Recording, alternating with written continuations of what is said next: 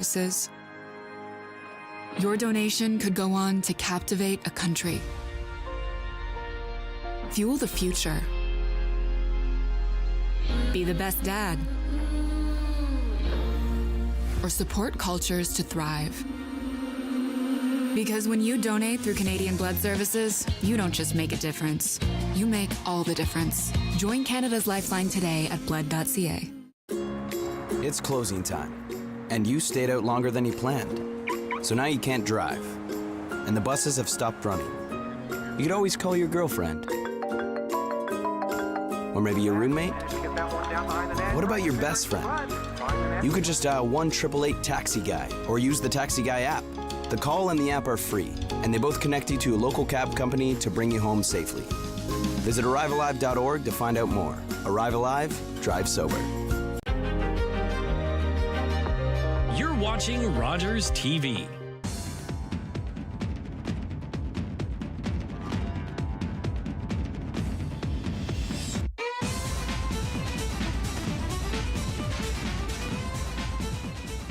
Hello everybody, my name is Jason Piercey and this is Out of the Fog.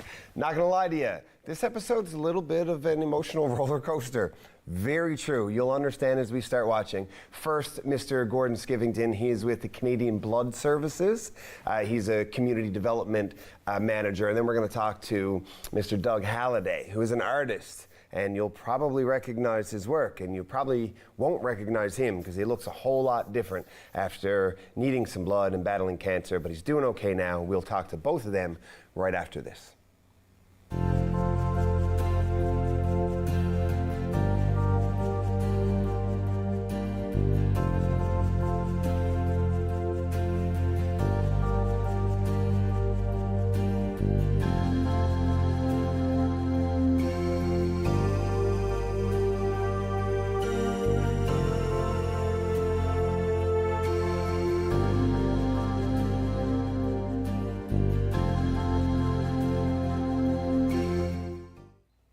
Welcome back to Out of the Fog. Let me introduce you to the Community Development Manager of Canadian Blood Services, Mr. Gordon Skiffington. Thanks for having me today. Of course, thanks for having a name that rolls off the tongue. It's like Gordon Skiffington. It's like, it's a very regal name. Yeah, like it is. It's not overly common. No, you could be a Downton Abbey character. Yeah. Totally. Mr. Gordon Skiffington. I think you could. However, we're here to talk about more important things. You're with Canadian Blood Services.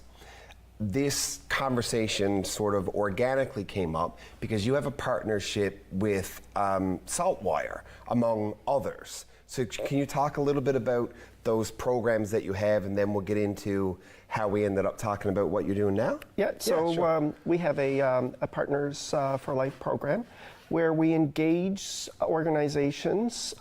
They could be for-profit, not-for-profit organizations in the community to help us promote the need for blood donation. We need all blood types every single day of the year. And you know, we can't supply hospital patients with the blood products they require without the help from our partners in our community. And there's many ways that an organization can partner with us. They can become an awareness partner or a media partner like Saltwire. Every October, they take a week and they promote blood donation throughout the province. They run recipient stories, to heighten, increase the the awareness around the need for blood and blood products. And to make it probably like accessible to the public to understand the magnitude of and like how normal it is that people get blood donations, that they receive, and like how common, how important, and how like to see here's a real life story of somebody who went through this. Exactly, yeah. And there's a big misconception out there. people think that there's all kinds of blood and blood products in the province until they're faced directly, you know, with the need, you know, one of their family members or maybe even themselves, you know, need one of those vital life-saving products. And like I say, we need all blood types every single day of the year. 1 in 2 Canadians, 1 in 2 people here in our province is eligible to give, but only 1 in 81 people actually do give. Prior to the COVID-19 pandemic, about 4% of the eligible population donated blood. And post-COVID, today, less than 2% of the population actually gives blood. So you've lost like half of your pool of, not to make, like, not a pool of blood, but like, you know, Halloween's coming up. That's not really what I mean, but like the audience that would regularly donate. So before we get into sort of what you've got going on, because I found out there's an app I can schedule on there, and I received a bunch of blood a couple of years ago, and so before we talk about those things, what does, because I know you change your rules about who can and can't donate regularly when the science backs it. Yep. Is there something about having had COVID? So anybody who's had COVID, if they haven't been hospitalized, they could come back and donate within 2 weeks, as long as, you know, symptoms have resolved and they're feeling better. If they've been hospitalized a little bit longer, you know, 3 weeks after they were diagnosed with COVID, again, as long as symptoms have resolved. If you're healthy, you can go donate. Exactly. And the process of donating doesn't increase your likelihood of getting COVID. So what is it that puts this blanket of hesitation across people then? Well, I think, you know, people's lives are so busy. During COVID, people weren't able to travel. And extracurricular activities, hockey, you know, kids are in everything these days, you know, from hockey, gymnastics, whatever. And so during COVID, you know, a lot of those activities were canceled. No traveling, but now, you know, globally we're opening up. Everybody wants to travel, and so they're not including blood donation in their daily, weekly routine. Yeah, and you're right. I get it. Yes, and I don't want to cut you off, because everything they're saying is true, and it all makes a lot of sense to me. But that's really just about convenience. It's not convenient for me to go donate blood. It's not, the kids got to go to hockey, or I got book club, or I'm going out for a beer with the boys. Yep. It's not, that's not convenient for me to go donate blood. So I did one of those interviews with Saltwire that the Telegram put out, and it's probably since been printed. And one of the questions that they asked me is like, what would you say to people who have a fear or they can't just get to go donate? And my thought is, like, having been on the other side of it and having received it, and I'm fortunate because I have a blood type that's fairly common and it's not as hard to find donors that I can receive. Whatever fear or inconvenience that you have to go donate blood is nothing compared to the fear and inconvenience of the person who's waiting for you to go do it. And I know that maybe that sounds kind of harsh to our audience. Yep.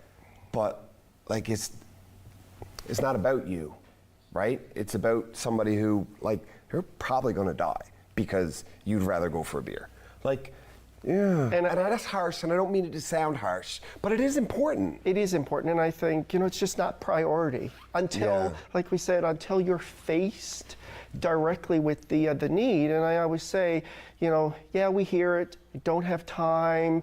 Oh, I need an appointment. I don't like needles. And I always say, well, just think about the child at the Janeway who was just diagnosed with leukemia. Yeah. That child may require up to 36 months of intensive treatments, and those treatments would not be possible without those vital blood products. Cancer patients, they may require 5 units a week while they're going through their treatments. And do you know who else don't like needles?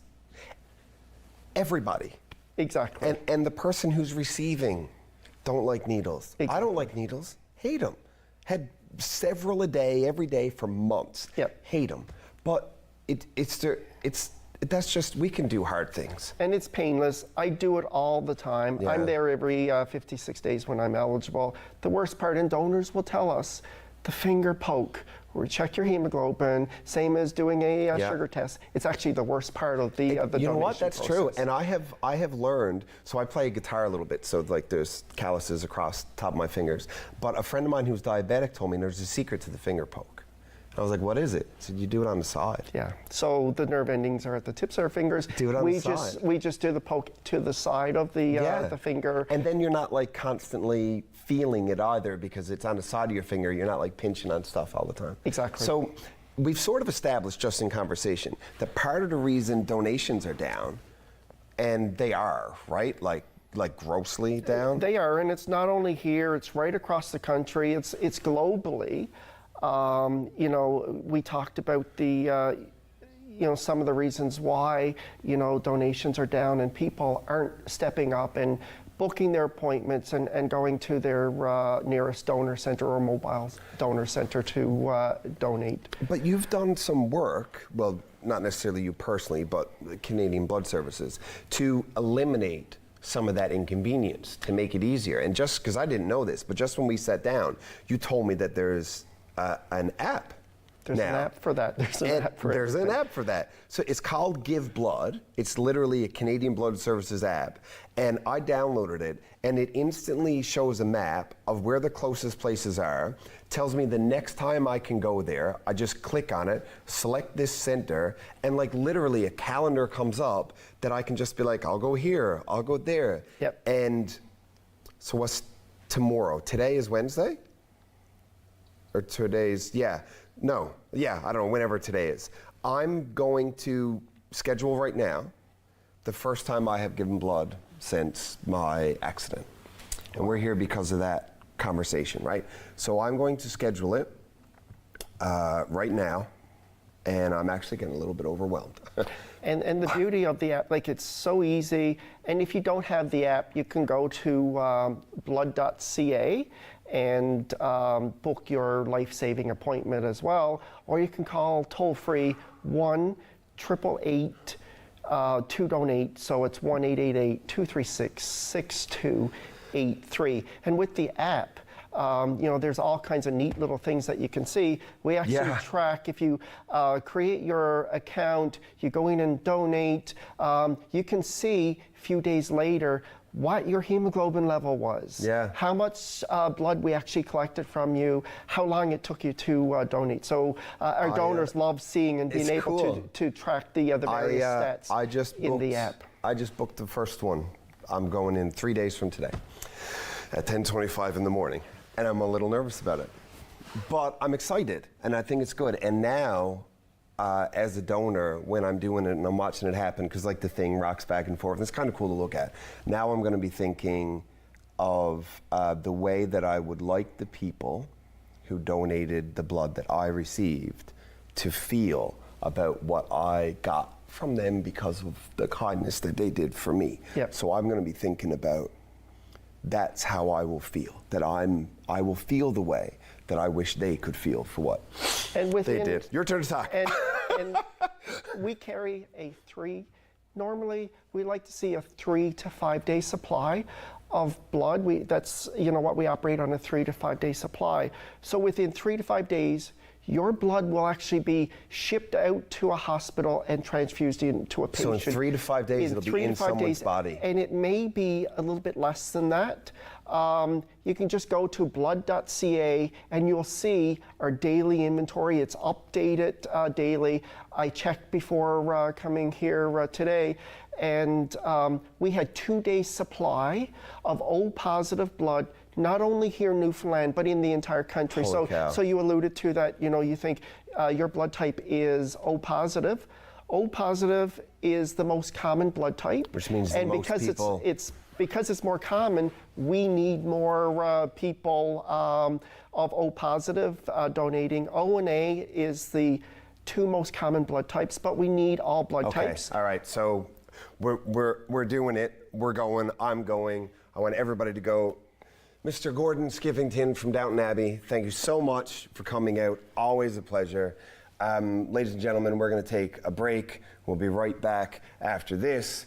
But go give blood. Go save lives and literally be a freaking hero. Thank you. We'll be right back.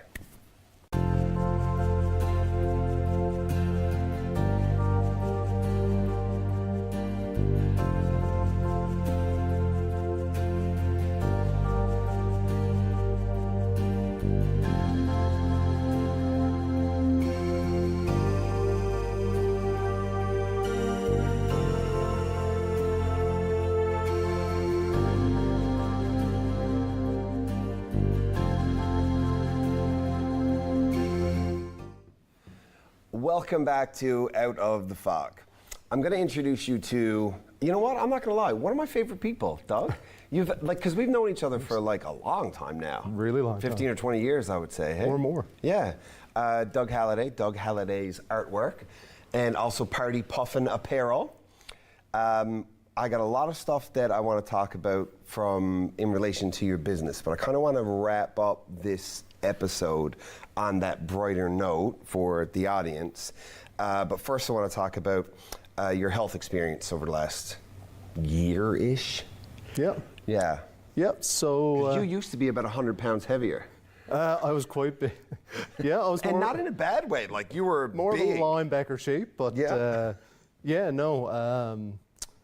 last Christmas, incident at my mother's on Christmas Day, where I started to choke on everyone's favorite thing, turkey dinner, which led to me going to the hospital.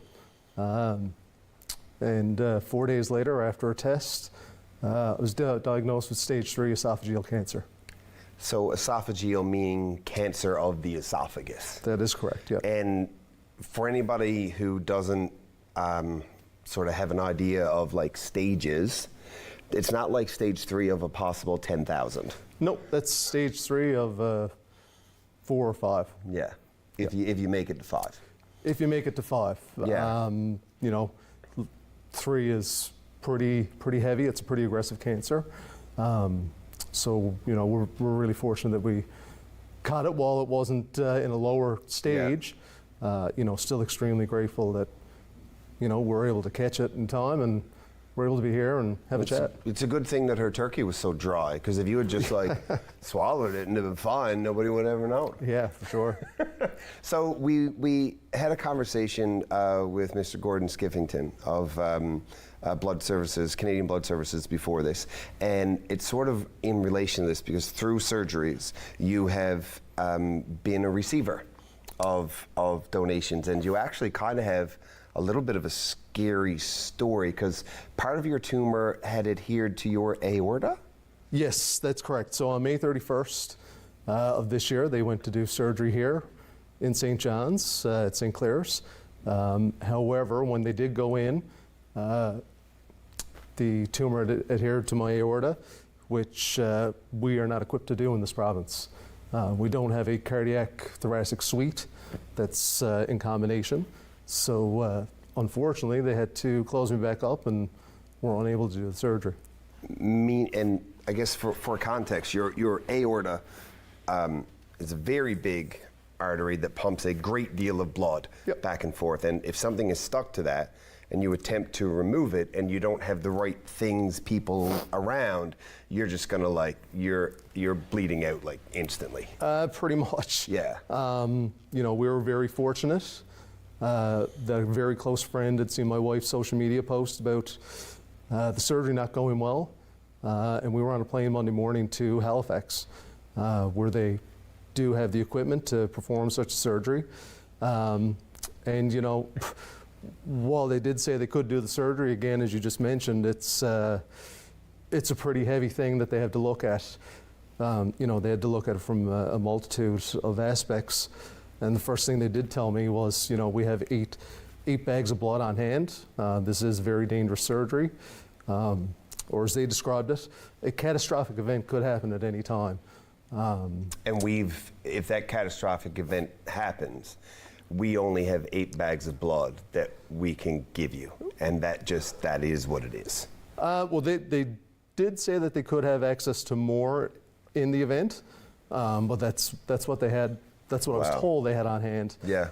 Just in case things kind of went sideways. So, and just for the context, so I hate to bring it up. It's just like when you have the experience, and like the audience heard me and Gord talk about it. I needed 5 bags before I got to the hospital. So, and that was only like a 6-minute drive. And so like 8 bags to go through a surgery where you're removing something attached to your aorta. Like, Yeah, well, a lot of different pieces involved in the surgery. Got a lot of staples at home to kind of prove that I've kept as war trophies, I guess. But in order to do that surgery, they have to go in through the side. They have to collapse your lung for the entire surgery. Then dealing with the aspect of the aorta, and which angle to approach that, especially where margins are very, very tiny. So the surgery was pretty risky. But also the surgery in and of itself was successful because they removed what they had to remove, and you said that they biopsied it and they didn't find any cancer cells in the nodes that they had taken with it. No, they did. They did. Yep. Okay. So, but they did remove the tumor. So they did find some traces, which is common in a lot of cases like this. But they did remove the entirety of the tumor. So as of right now, you can't definitively say that you're in remission because I guess technically you need a certain amount of time. Amount of time. This cancer is pretty aggressive. Yeah. So they usually try to say if there's been no reoccurrence or what have you, usually it's about 3 years. Before you can be fully told that you're in remission. Right now, it was only a year ago you were diagnosed. Yeah, so I mean, we're 1 year into it, so almost, yeah. So, but now once that happened, that's great. The blood was there and it was able to help. You didn't need to dip into all of the supplies all across Canada, thankfully. But then you had another issue once you got home. Yep. So we flew home from Halifax, and essentially 24 hours later, I was rushed to the Health Sciences Centre with what they thought was me having a heart attack, which was a pretty scary event. And basically what happened through them doing some testing and monitoring me is gone septic and contracted strep B. So essentially what was happening is there was massive fluid buildup around my lungs and my heart. My heart rate was elevated and wouldn't go below 150. Oh, wow. For almost a week. You're getting a workout though, hey? Yeah. Yep, the ICU nurses, once I was admitted to ICU, it was a question of when my heart rate would go down, just because it was so high for so long, right? But we fast forward, and they're all able to help. You got yourself now to a point where you're home, you're with your family, and the foreseeable future, like in increments, looks much brighter than it did a year ago. Absolutely, yeah.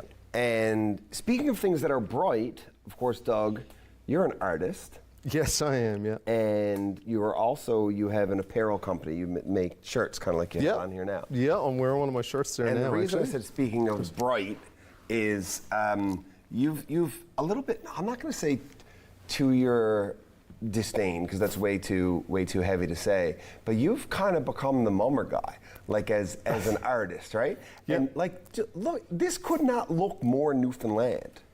Well, yeah, it's funny actually. My wife, she always gets mad when I tell this story, but I always did sports, wrestling, comics, that kind of stuff. And anyhow, one year I wanted to put something that had a little bit of a Newfoundland Christmas feel to it, because Christmas is my absolute favorite time of the year. Yes, yeah. And I don't have the piece with me here today, but I'd done the original 6 Mummers, the Mummers 6. Yeah. Original 6, of course, what you're referring to, your NHL hockey teams. Correct. So Toronto, Montreal, Detroit, the Chicago Hawks, Blackhawks, and the Rangers. Yep. And we also have this one. So just so that people know, this is all drawn by hand with pencils. Yep, so everything is done with pencils and Prismacolor pencil lids. And I gave this one to my dad for Christmas last year. You did? I really did, yeah. I really, really did. And so I wanted to show that because you're still doing this, you're still out there, you don't let all that darkness stick around forever. How could you? You got stuff to do and you got a life to live. And I don't know what this is. This is just wrapped up? Yeah, so unwrap it? that one was too long to put in a package. That's, gotcha. It's another piece, but yeah, so no new pieces as of this year. Okay. The one downside from the surgeries I've had this year is a lot of numbness in my drawing arm, so. Oh, cool. Yeah, so this one. Sorry, not numbness in your drawing arm is not cool. No. This is cool. I'm sorry, Doug, I'm sorry. Yeah. So for anybody who, oh my goodness, this is so cool. I can take one side. Yeah. This is, So it's all the heavy hitters in the Newfoundland senior hockey team. yeah, so these are all, these are Mummers, so, the Mariners, the Stephenville Jets, the Royals, Wing Buckins, holy cow, the Flyers, Southern Shore Breakers, the Blades. This is amazing. I really like this. This is super, super cool. This is really cool. Oh, wow. So all these things are available and they make wonderful Christmas gifts. Doug Halliday, artwork.com. Yes, that's right. And also, we didn't even get into the shirts. I wish we could have got into the shirts. I'll talk some more about it because I got a couple at home at Party Puffin. Doug, man, in addition to being a great human being, you're also a freaking miracle. Thank you for not dying on us. Thank you for all the work that you do. Love you, brother. Thanks for coming out here. Love you too. Thanks for having me on. And ladies and gentlemen, we'll be right back after this.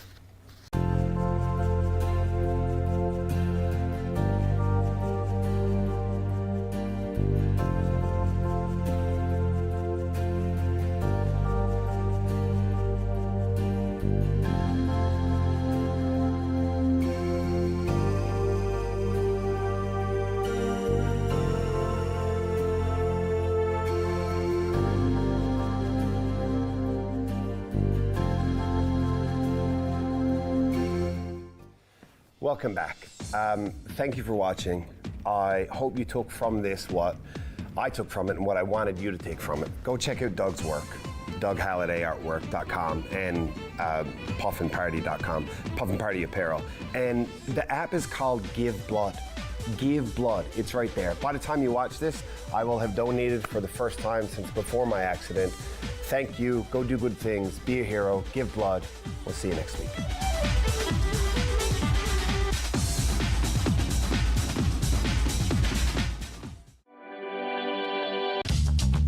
This program is brought to you by Ignite TV. Now you're in command.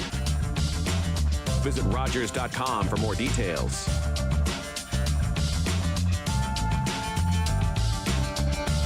If you have a comment about this program, we'd love to hear it. Email or call us, or send us your feedback through social media. After a night out with your friends, there's always options for getting home safely. You could call your BFF, your mom or dad, whoever you can count on for a safe ride home. You could call your favorite cab company or 1-888 taxi guy.